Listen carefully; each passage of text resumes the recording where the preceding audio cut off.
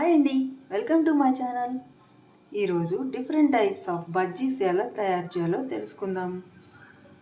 Okay బ్యాటర్తో 3 types of and different types of bajjis వేసుకుందాం. అందుకోసం ముందుగా శనగపిండిని ఇలా తీసుకోండి. శనగపిండిని ఇలా తీసుకొని మన టేస్ట్కి తగ్గట్టు కారం,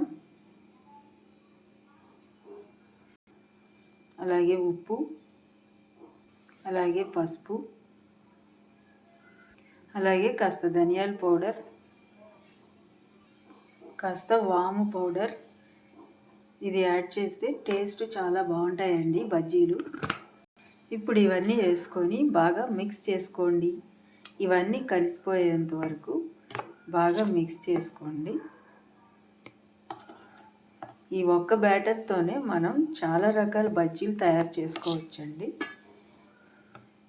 ఇప్పుడు ఇలా అంతా మిక్స్ చేసుకున్న తర్వాత వాటర్ యాడ్ చేసుకుంటూ ఈ బ్యాటర్ని మిక్స్ చేసుకోవాలి. ఇలా వాటర్ యాడ్ చేసుకొని బజ్జీ బ్యాటర్ని రెడీ చేసుకోవాలి. ఈ బజ్జీ పిండిని కాస్త గట్టిగానే రెడీ చేసుకోవాలండి. ఇలా ఈ కన్సిస్టెన్సీలో పిండిని రెడీ చేసుకోవాలండి. ఇలా పిండిని బాగా రెడీ అయిపోయింది కదా. ఇప్పుడు స్టవ్ ఆన్ చేసుకొని పాన్ పెట్టుకొని బజ్జీలు వేసుకుందాం.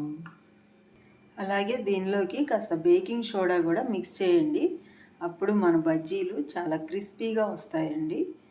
ఎక్కువ యాడ్ చేయొద్దు, ఎందుకంటే అది హెల్త్కి అంత మంచిది కాదు కదా.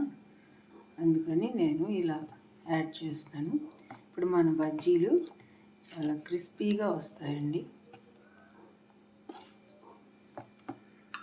ముందుగా మనం వంకాయ బజ్జీలు ఎలా వేసుకోవాలో చూద్దాం. ముందుగా వంకాయలను ఇలా తీసుకొని ఇలా దీనికి బాగా స్టఫింగ్ చేసుకోవాలండి. ఇలా తీసుకొని ఇలా వేసుకోవాలి.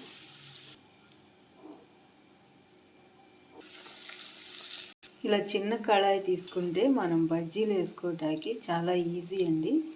తక్కువ నూనె పడుతుంది. ఇలా తక్కువ క్వాంటిటీ చేసుకోవటం చాలా ఈజీ అవుతుంది.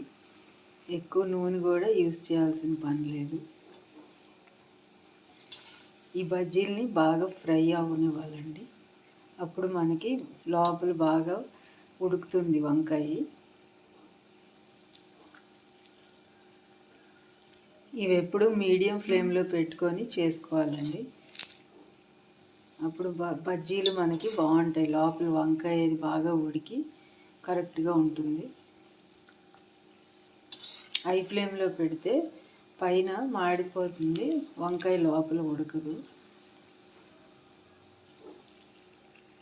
ఇలా ఈ కలర్ వచ్చిన తర్వాత మనం ప్లేట్లోకి తీసేసుకోవాలి.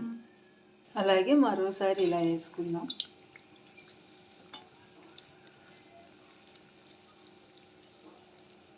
ఇలా ఈ కలర్ వచ్చినాక ప్లేట్లోకి తీసుకొని పక్కన పెట్టేసుకుందాం. ఇప్పుడు ఇదే పిండితో వామాకుతో బజ్జీలు వేసుకుందాం. వామాకు అని ఉంటుందండి, ఇది హెల్త్కి చాలా మంచిది. దీంతో బజ్జీలు వేసుకుంటే ఇంకా మంచిది, టేస్ట్ కూడా సూపర్గా ఉంటాయి.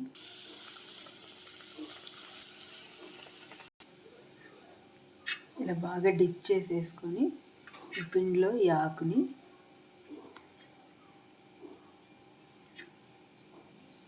ఇలా వేసుకోండి.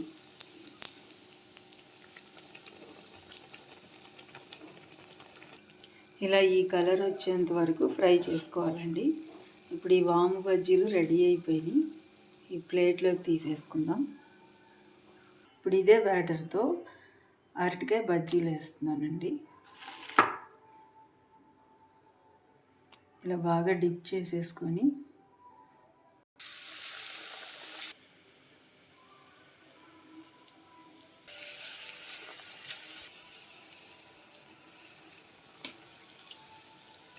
ఇలా ఈ కలర్ వచ్చేంత వరకు ఫ్రై చేసుకోవాలండి అరటికాయ బజ్జీలు ఇవి.